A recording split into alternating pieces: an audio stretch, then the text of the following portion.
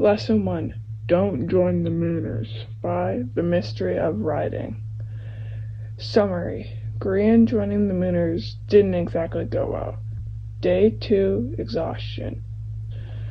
Grian doesn't exactly remember who noticed the moon first, but he could tell you exactly when he noticed, goofing around with Mumbo after the shapeshifter decided he was going to steal his soul.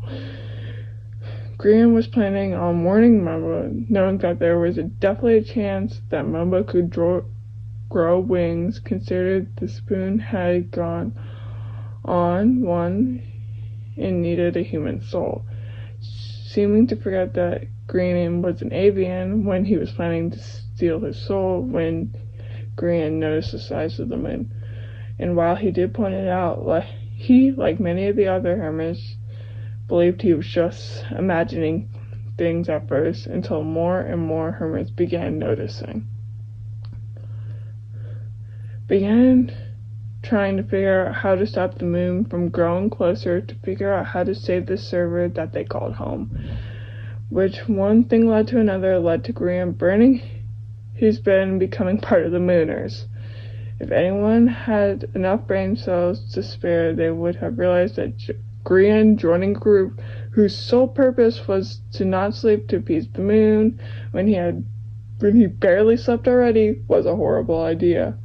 Unfortunately, or fortunately, as this meant Grian didn't have anyone to call him out, all of the current brain cell holders were either trying to come up with a plan to get off the server or figure out what was going on, meaning no one was there to stop him from joining the Mooners. It started out simple enough. Grian was stealing beds to mess with people so they couldn't sleep. At least stealing everyone's beds who didn't think to hide them the second Mumbo mentioned the Mooners' cold had started. Mumbo got a bit of a laugh when he found out, instantly comparing it to when he challenged the avian to steal doors in season 7, to which Grian immediately retorted that it was better not make him wear blue again if that was the case. To shake his head, and a few more beds later, Grian began building a safe spot for all the beds so they wouldn't be stolen back as easily. The first few days as being part of the Mooners were simple enough. Grian had stayed awake much longer than this multiple times before. The phantoms hadn't even begun spotting yet, so he was still in the clear. There would be some more building, and Dragonscar, who was there, finally doing better after his body had crashed on him into the Mooners, as well as the phantoms would become spawning in him. Even if Scar somehow knew he hadn't been sleeping, he still immediately made a comment on how Grian didn't look well, which Grian thought was rather rude. He hadn't been awake for that long yet. He had been awake for much longer before planning different things. Of course, normally, when he didn't sleep, stuff wasn't flooding and making him question exactly how much sleep he has gotten, even knowing it hasn't been a lot. He never seen things float or himself float when he didn't sleep before, but surely it was fine.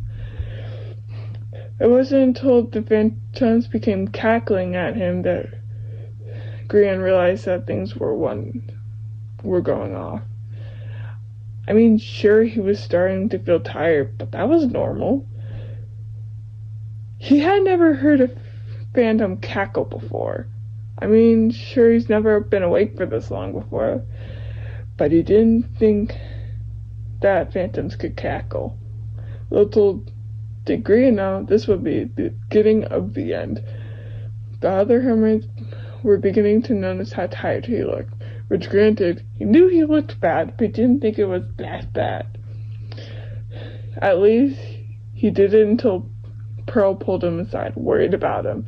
The pajamas did catch him a bit off guard, being different from what Pearl had been wearing for most of the season, but he shrugged it off, figuring that Pearl was doing some sort of thing for Big Moon like all the other hermits began doing.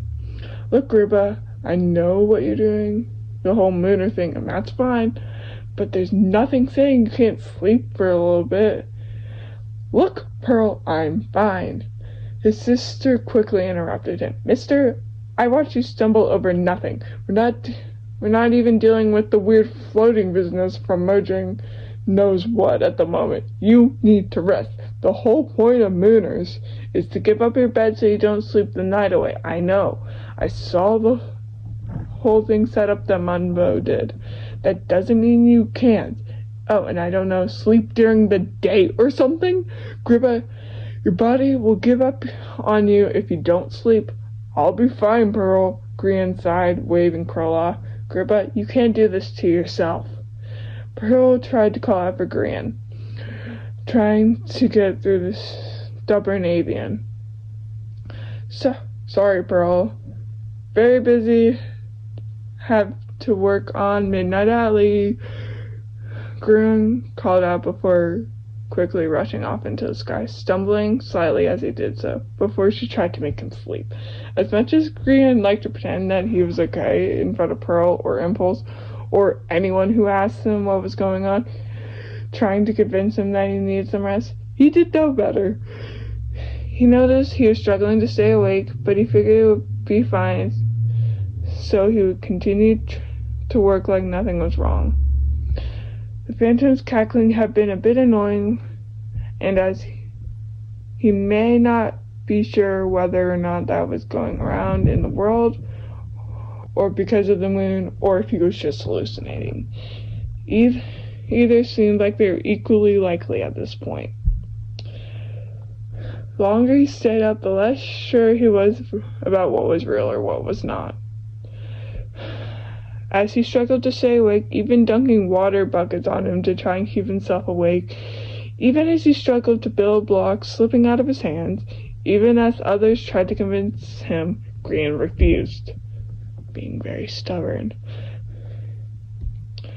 That is, he refused, until his body decided to take the choice from him. Grian doesn't remember much about what happened, being told stories from both Scar and Pearl, who were in the area when what happened. What Grian did remember was he was working on a build, swaying slightly. He was working near the top of it, so he'd put some finishing touches on the outside, planning on starting to work on the rest of the build when it all got dark.